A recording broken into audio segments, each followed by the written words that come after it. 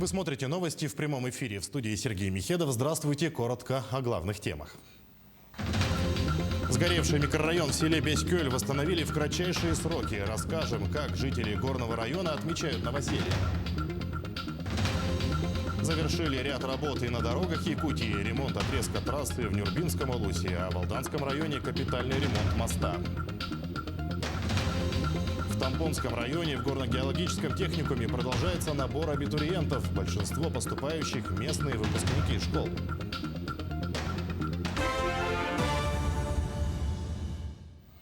1 миллион рублей планируют выплачивать семьям Дальнего Востока при рождении третьего и последующего ребенка. Президент России Владимир Путин поручил правительству подготовить предложение о таких выплатах на приобретение жилья.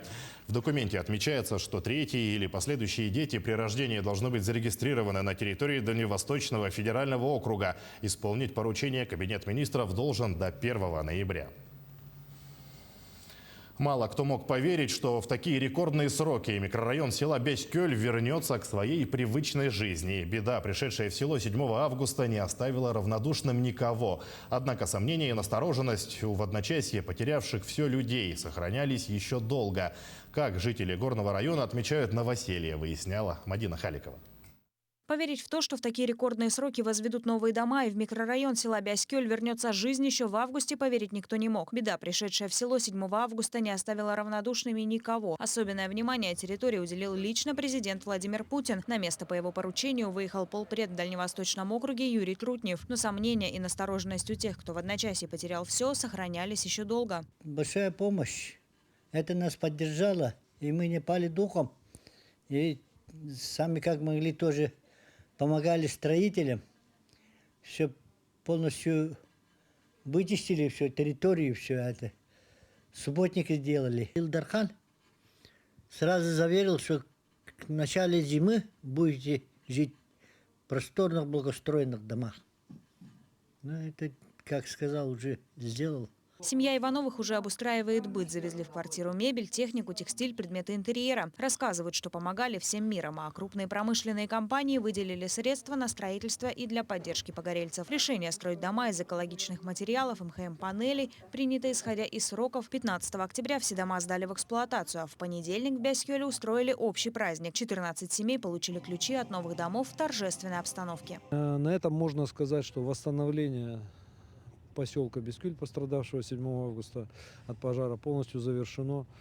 Хочу напомнить, что мы строительством завершили 34 жилых дома общей площадью 2780 квадратных метров. На завершающей стадии вопросы компенсации людям, те, которые были предусмотрены и соответствующим образом оформлены документально. Конечно же, здесь мы все должны отметить роль главы республики Арсения Сергеевича Николаева, который своими быстрыми, четкими, своевременными решениями позволил организовать эту всю работу. Сдают дома под ключ с отделкой, внутренним обустройством и необходимыми коммуникациями. Каждому участку провели свет, газ, а в доме отопление, горячая и холодная вода, санузел и ванная комната. Завели в микрорайон и высокоскоростной интернет. Село теперь не отличить от современного европейского квартала. А жителям вручили сертификаты на покупку мебели и бытовой техники. Данные дома, получается, находятся на свайной поле. Все дома благоустроенные, получается, газовое отопление, все входит. От большого огня пострадали не только дома, стихия уничтожила сельхозтехнику, скот и целый животноводческий комплекс, снабжающий жителей села и ближайших муниципалитетов качественными продуктами. Как рассказывает владелец Алексей Петров, летом, стоя на пепелище своего дела жизни, думал, что на этом его предпринимательской деятельности конец. Опережающими темпами подрядчики возвели здание для ведения хозяйства, сдали объект раньше срока. Теперь в нем есть молочный блок и модульная котельная, современное оборудование, которое позволит нарастить объемы производства до 300 тонн молока в год. Я план этот год выполнил, это уже где-то около 10 тонн остался, да нет, меньше остался, наверное. Где-то 200 тонн я сдаю. Договор у меня 150, а так 200 тонн. В будущем в селе планируют построить новую школу и спортивно-культурный центр. С такой инициативой к Владимиру Путину обратился глава республики Айсен Николаев. Президент, в свою очередь, поддержал руководителя региона и пообещал помочь со строительством соцобъектов и выделением средств из федерального бюджета. Мадина Халикова, Георгий Григорьев, Бяськёль, Горный район. Идем далее. В Нюрбинском районе на федеральной автодороге Вилюй торжественно завершили капитальный ремонт участка трассы.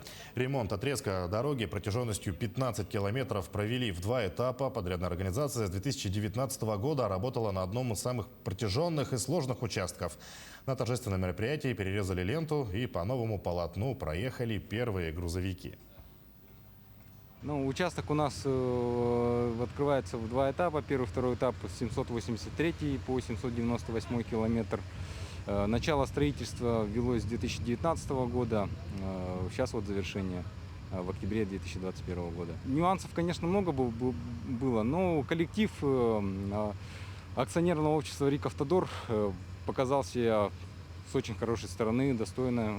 Очень грамотные специалисты, техника. Справились с задачей. В Алданском районе завершили капитальный ремонт моста через ручей на трассе Лена. 6-метровый переход получил новое покрытие из прочного армированного стали-фибробетона. Специалисты заменили плиты и усилили опоры сооружения. Подмостовые конусы также усилили подпорными стенами из коробчатых габионов сеткой из оцинкованной проволоки. Кроме того, дорожники установили новое барьерное ограждение и водоотводные лотки. Наружное освещение протяженностью 3 километра 300 метров ввели в строй на автодороге регионального значения Аймекон по нацпроекту «Безопасные и качественные дороги». Подрядчик произвел монтаж опор со светильниками и запуск оборудования на территориях сел Тамтор и Куйдусун с опережением графика. Всего установили 84 опоры. В этом году также наружное освещение вблизи населенных пунктов получат участки дорог Умнас, Амга, Кабяй и Себян. По плану в этом году дорожники введут в эксплуатацию 17,5 километров наружного освещения. В Тампонском районе в горно-геологическом техникуме продолжается набор абитуриентов по востребованным профессиям горной промышленности на базе как 9, так и 11 классов.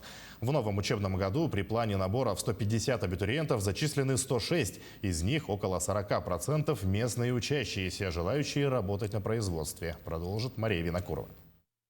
В группе «Открытые горные работы» из 23 студентов всего 2 девушки. Татьяна Идукина родом из Алаиховского Улуса, но приехала учиться из города Якутска. Она целенаправленно выбрала именно горно-геологический техникум поселка Хандыга, чтобы в будущем сразу найти работу в горнодобывающей компании. В многодетной семье Идукиных она первый производственник. Я спрашивала, девочки там вообще нужны, нет? Мне сказали то, что типа да, очень нужны. Потому что некому сидеть за компьютером, там, чертежи заполнять, кому-то подписывать, там, и так далее. В основном это девочки все будут делать, а мальчики будут там работать, там, делать карьеры. В этом году в техникуме на базе 9 класса открыты 3 группы. Технология и техника месторождений полезных ископаемых, открытые горные работы и наладчик аппаратного программного обеспечения. На базе 11 класса набор осуществлялся по 5 специальностям. Маркшейтерское дело, машинист на открытых горных работах, новой специальности аэрофотогеодезия, электрослесарь подземный и обогатитель полезных ископаемых. Последние 2 очень востребованные профессии, а главное с гарантированным трудоустройством. Если кто еще не нашел место, не поступил, то может выбрать эти профессии, где можно быстро, за короткий срок проучиться и найти соответствующую работу с хорошей оплатой. В ближайшее время в Тампонском районе ожидается ввод сразу 2 обогатительных фабрик – Нежданинская и Верхняя Менкиче. Многие студенты планируют трудоустроиться именно там. И уже за счет компаний прошли производственные практики в соседних регионах, в том числе в Магаданской области. Мария Винокурова, Богдан Тиянич, Хандыга, Тампонский район. 9 школ республики вошли в топ-20 Дальнего Востока по количеству поступивших в ведущие вузы России. Об этом на своем телеграм-канале сообщил глава региона. На 1-м месте рейтинга республиканский лицей-интернат. На 3-м физико-технический лицей имени Ларионова, написал Айсен Николаев. В список также вошли городская классическая гимназия, Якутский городской лицей, Якутская городская национальная гимназия, 2-я, 31-я, 26-я и 17-я школы Якутска. «Дружная Москва». Под таким названием в столице прошел этнофестиваль. Мероприятие стало уникальной площадкой для знакомства с традициями и культурой народов России и ближнего зарубежья. Народы представили национальные блюда и традиционные костюмы. Прошли и панельные дискуссии. Что еще было на этнофестивале, расскажет наш СОПКОР в Москве Айсана Бурнашова. Долма, кутабы, блины, эчпучмаки – национальная кухня – визитная карточка каждого народа. Фестиваль, словно гастротур, познакомил с традиционными блюдами сразу 15 народов. От крайнего севера до солнечного Азербайджана. Якутский стол ломился яствами. Кюрча, хандзигирка и строганина не оставили равнодушным никого. Я ем рыбку. Кажется, северная называется. Боже мой, это такая вкуснятина. Даже не ожидал. Очень вкусно. Привет, Якутия. Вкусно все. Все блюда очень вкусные у вас. Необычные. Строганину только впервые попробовала. Среди собравшихся представители землячеств, студенты из регионов. Особой пищей для размышления стала панельная дискуссия. В деловой части фестиваля красной нитью прошла тема о самореализации молодежи. В столице около 3,5 миллионов молодых людей, из них более 700 тысяч – это студенты. Правительством столицы созданы все условия, чтобы Москва не просто стала городом возможностей, но и объединила молодежь. Ребята, которые хотят заниматься самореализацией, это проект «Московский диалог». Которые любят заниматься спортом, это проект «На районе». Студенческая лига КВН Москвы и Подмосковья. Также очень много проектов, связанных с развитием soft skills, так называемых. Поэтому каждый молодой человек имеет возможность найти для себя что-то новое. Что-то новое для себя открывают и якутские студенты, активисты молодежного объединения «Айтал». Между лекциями в университете находят время и для общественной деятельности. Проводят встречи с якутскими студентами, работают с землячествами Москвы. Молодые люди уверены, что межнациональное общение очень важно. Это фундамент будущего. Поэтому и фестиваль «Дружная Москва» они считают не просто объединяющим нации мероприятием, но и синонимом крепкой дружбы между народами.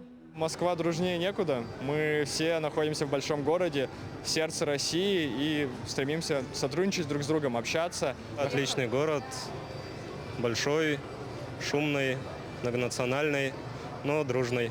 Первое впечатление было – это город возможностей. Впечатление было то, что я здесь много смогу добиться, и также осталось все. Айсана Бурнашова, Виктор Олесов, Москва. К этому часу это вся информация. Оставайтесь с нами.